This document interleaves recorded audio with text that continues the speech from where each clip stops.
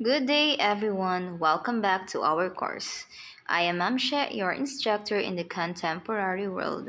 Our topic for today is one of the most important structures of the globalization, the global economy. In the previous lesson, we discussed the characteristics of globalization, particularly the movement of people, goods, information, money, and culture. But today, we are going to move one step further. Our topic is the structures of globalization. And for today's lesson, we will focus specifically on the global economy.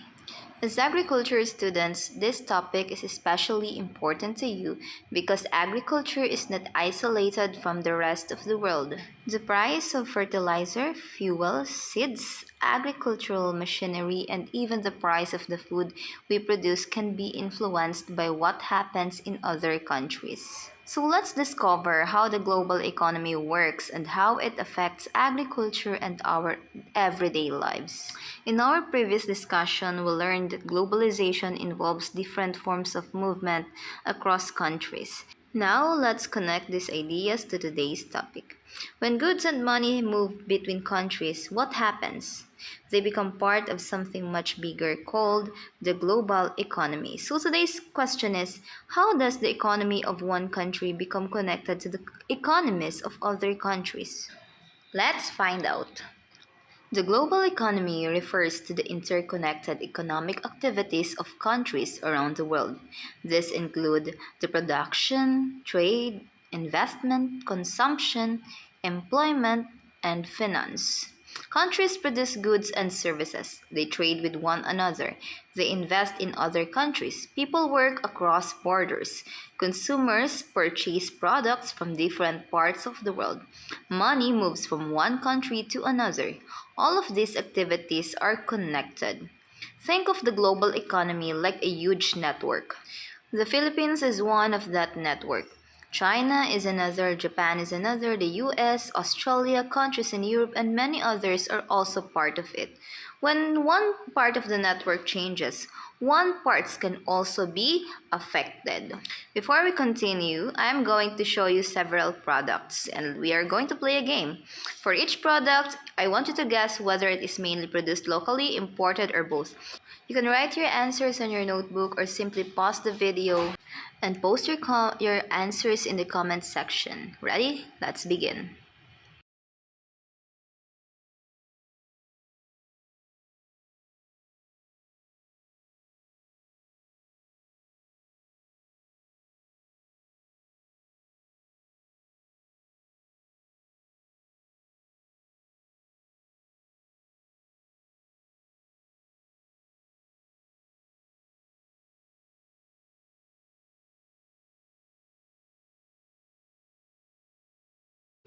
Now, here's the point. Even when a product is produced locally, some of the materials, technology, machinery, fuel, or other inputs used to produce it may come from another country.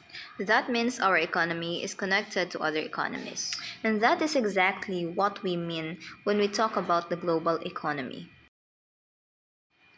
How does the global economy work? Let's now examine some of the major components of the global economy. We have the global production, international trade, global investment, and global consumption. The first major component of global economy is the global production. Products are no longer necessarily produced entirely within one country. A product may involve different countries at different stages of production. Let's use an agricultural example. Imagine a farm that produces vegetables. The farmer may use seeds developed by an international company. The fertilizer may come from another country. The tractor may have been manufactured overseas.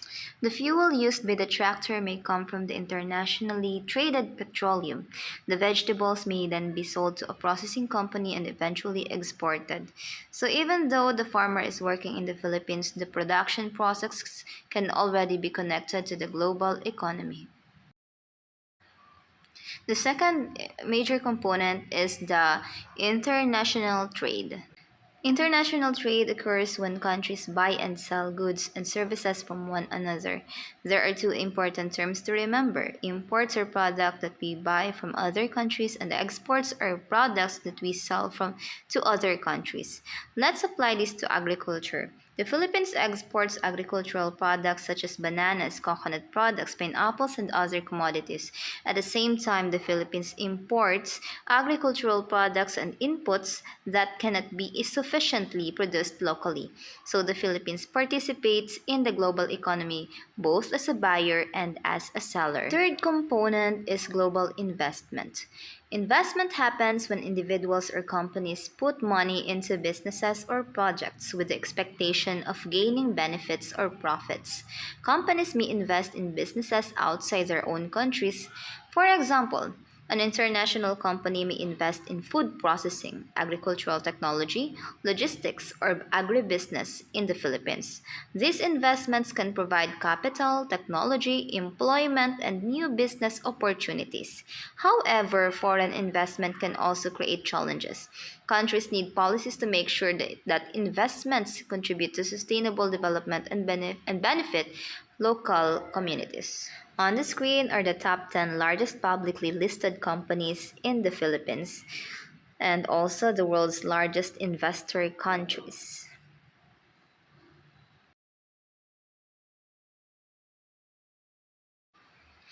The fourth component is global consumption. Consumers today have access to products from different parts of the world. Think about what you ate today. Maybe you had rice produced in the Philippines, you may have used coffee beans from another country, you may have eaten bread made with imported wheat. You may have used a smartphone manufactured using components from different countries. Our consumption connects us to the global economy. Every time we purchase a product, we participate in an economic system of producers and workers. Now let's bring everything back to agriculture. Why should you, as agriculture students, care about the global economy? Because it affects almost every aspect of our lives. It affects the price of agricultural inputs. It affects the markets available to farmers. It affects competition between local and imported products. It affects opportunities for agricultural exports. It affects employment, and ultimately, it can affect food security. As future agriculture professionals, you need to understand not only how to produce food, but also how agricultural products move within local and global markets. Now, let's move forward to this question. Who are the actors that facilitate economic globalization? For the first actor that facilitate economic globalization, we have the international economic organizations. These are the public groups formed by countries to manage global trade, stabilize money systems, and help with money growth.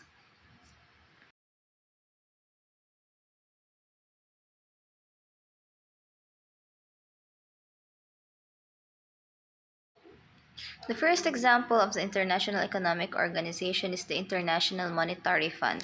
It helps keep global money stable, watches exchange rates, and gives emergency loans to countries in financial crisis.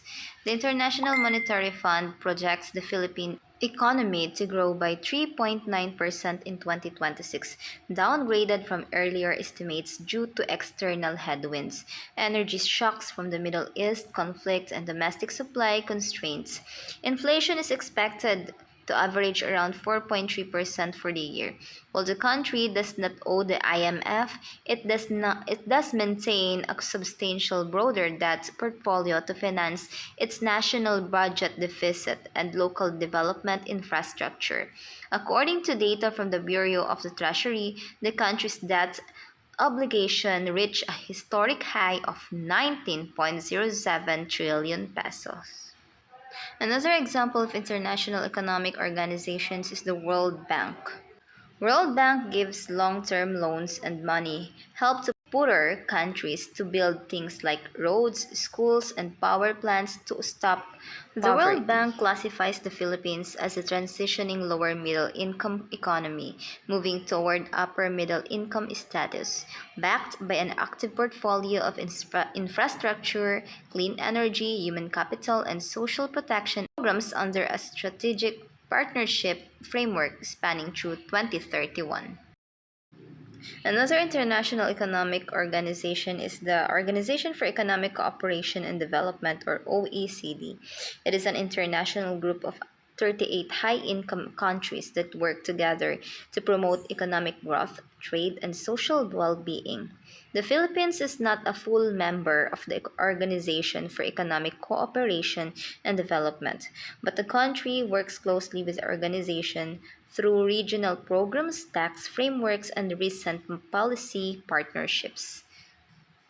Second, among the actors that facilitate economic globalization are the multinational companies. The example are shown on your screen. These are the top multinational companies in the Philippines. It includes the Unilever, Nestle, Toyota, Samsung, Coca-Cola. But in earlier times, trade companies such as the Dutch and British East India, Muscovy Company, Royal African Company, and Hudson Bay Company were precursors of the modern day multinational companies. Other prime movers are central banks. A central bank is a financial institution responsible for the formulation of monetary policy and the regulation of member banks. The Bangko Sentral ng Pilipinas, or the BSP, is the sole central bank and monetary authority of the Philippines. Nag-iisa lang siya. It was established under the RA number 7653 and re-established on July 3, 1993. It replaced the original Central Bank of the Philippines founded in 1949. And lastly is the global civil society. It is the major driver of economic globalization. Global civil society examples in the Philippines include local coalitions and international non-governmental organizations that engage in transnational advocacies like debt relief, fair trade, and anti-corruption. Examples of global city society in the Philippines are Freedom Forum, that Coalition, Transparency and Accountability Network, and Philippine Fair Trade Forum. For international NGOs with Philippine operations, these are the Amnesty International Philippines, Greenpeace Southeast Asia, and Oxfam Philippines. Okay, so those are the actors that facilitate economic globalization. Now let us have a quick check. The national TV announced breaking news: government to raise fuel prices in the country soon. So, with this scenario, can you identify at least two possible effects on Philippine agriculture? Post your answer in the comments section. Now, I want you to look at these figures on your screen. It is the Iran war, how fuel prices shifted worldwide.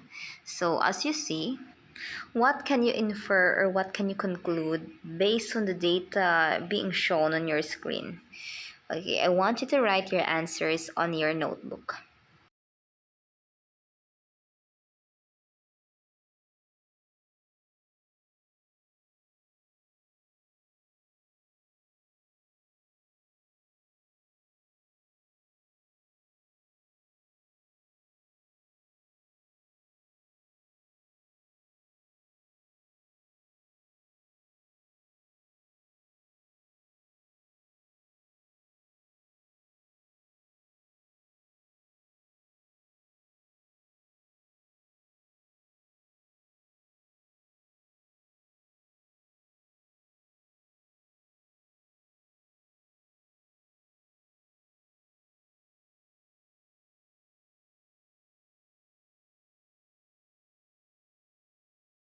Before we end today's lesson, let's remember our key ideas.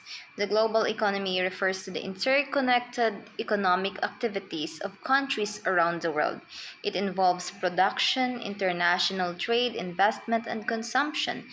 For agri, these connections are very important. A farmer may produce locally but depend on global markets. A product may be grown in the Philippines but consumed in another country.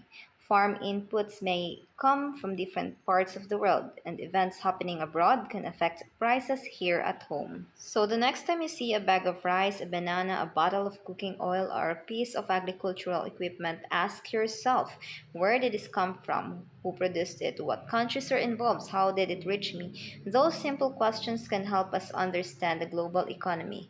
I hope today's lesson helped you see the globalization is not something that happens somewhere far away. It is something happening around us, and as future agriculture professionals, you will become part of the global economic system. Thank you for watching, everyone. Please complete the assessment task and submit your output according to the instructions. See you in our next lesson where we will continue exploring the structures of globalization. Have a great day and keep learning.